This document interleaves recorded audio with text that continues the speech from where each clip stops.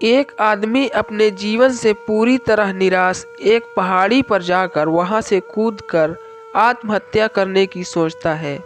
गांव से दूर एक जंगल में एक ऊंची पहाड़ी पर पहुंचता है। जैसे ही वहां से कूदने वाला होता है, पास में ध्यान लगा रहा साधु ध्यान से उठकर उसे रोकता है और पूछता है कि क्या कर रहे हो। आत्महत्या करने आया आदमी नसीब का रोना रोते हुए कहता है, क्या करूं बाबा, जीवन में कोई कीमत ही नहीं रही है मेरी। कोई भी काम करता हूं असफल हो जाता हूं, किसी के पास भी जाता हूं तो ठुकरा दिया जाता हूं, किसी भी दिशा में जाता हूं हार ही पाता हूं।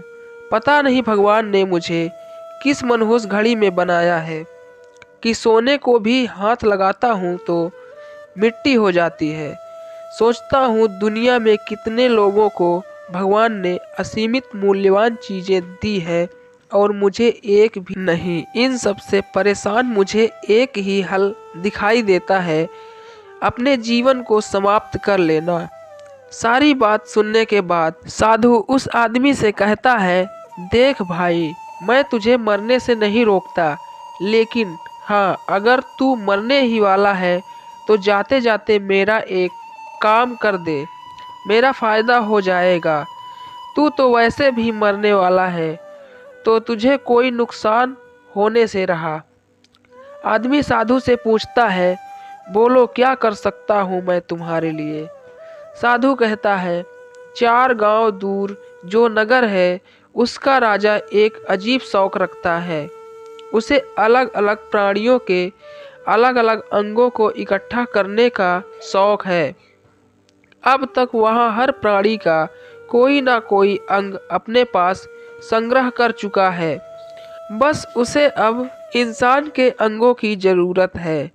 मैंने सुना है कि वह इंसान की आँखों के लिए लाख रुपया तक देने के लिए तैयार है।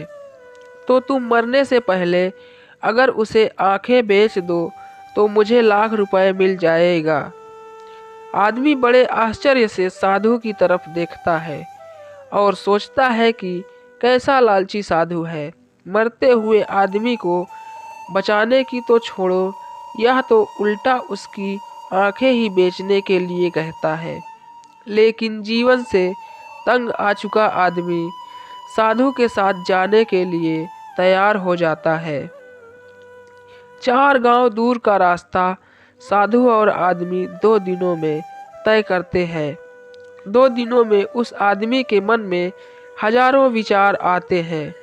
वो सोचता है, मैं अपने आप को कितना गरीब समझता था, लेकिन देखो आज मेरी केवल आँख के लिए लाख रुपए मिलने वाले हैं।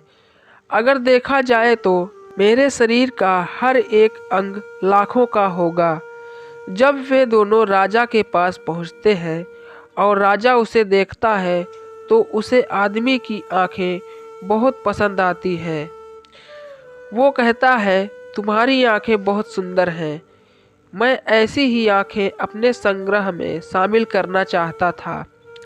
उसकी बातें सुनकर आदमी का मन बदल जाता है और वो अपनी आंखें देने से मना कर देता है। साधु उसे समझाता है कि ऐसा मत करो, तुमने जब मरने की ठान ही ली है तो तुम्हारी आंखें भी मरेगी, तुम्हारे हाथ भी मरेंगे और तुम्हारे शरीर का हर एक अंग मर जाएगा। तो क्या ये अच्छा नहीं होगा कि जीते जी किसी का उनसे भला हो जाए। राजा भी उसे कहता है कि एक नहीं, मैं तुम्हें 10 लाख रुपए देता हूँ और साथ में मैं तुम्हारे कान और दांत भी खरीद लूँगा, बस तुम मान जाओ। आदमी गुस्सा हो जाता है और कहता है, पाप लगेगा आपको, किसी मरते हुए आदमी को बचाने के बजाय उसका फ़ायदा उठाना चाहते हो।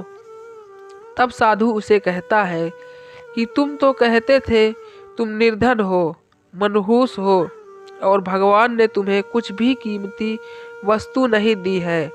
बस यही कारण है मैं तुम्हें प्रवचन देने के बजाय तुम्हें यहाँ ले आया, ताकि तुम खुद इस बात को समझ सको कि भगवान ने तुम्हें अनगिनत अमूल्य वस्तुएं दी हैं, बस तुम उनको अनदेखा कर देते और फिर अपने आप को दुखी कर लेते हो।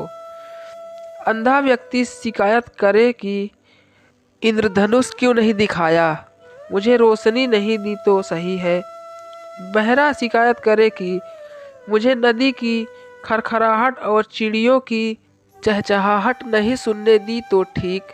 और बहरा अगर अपनी बात बताने के लिए रोए तो भी ठीक है, लेकिन जिसके पास सब होते हुए रोए तो वो एक तरह से भगवान का अपमान ही है। आदमी अब साधु की बात पूरी तरह से समझ गया और उसने अब जीवन में कभी भी हार मानकर मरने का विचार त्याग दिया। वो हर दिन मंदिर जाता और कुछ भी नहीं मांगता, बल्कि उसे भगवान ने जो कुछ दिया है उसके लिए धन्यवाद कहता और हर दिन खुशी से बिताता।